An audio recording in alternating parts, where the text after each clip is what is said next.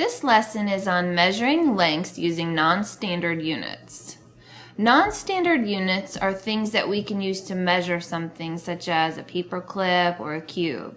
When we look at this picture of a stapler, we see that they're beginning to measure it using a paper clip. They've started with one, then they've put another one next to it, so now it's 2 paper clips long. Now it's 3, 4, 5, 6, 7. This stapler is 7 paper clips long. Now the important thing to remember when you're using non-standard measurement is the object that you're using to measure, let's look at this paper clip over here, has to be right next to each other and it can't overlap one another. It needs to be right next to each other and it can't overlap one another. Let's look at a picture of a hammer. Now instead of using paper clips, this time we're going to use cubes.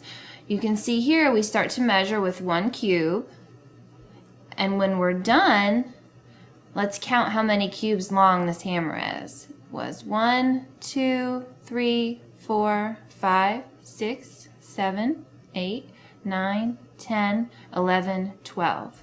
This hammer is 12 cubes long. The cubes are right next to one another with no spaces in between them, and they don't overlap. Now let's look at this ticket. They started measuring with a cube. Now what if we asked, how long do you think this ticket is? And they don't measure it out for you. Well, you can draw it out and estimate how long it is by using the same size cube. So there's one. I'm going to draw another one as close as I can to the same size. So now we have 2. There's another one. That makes 3. This makes 4.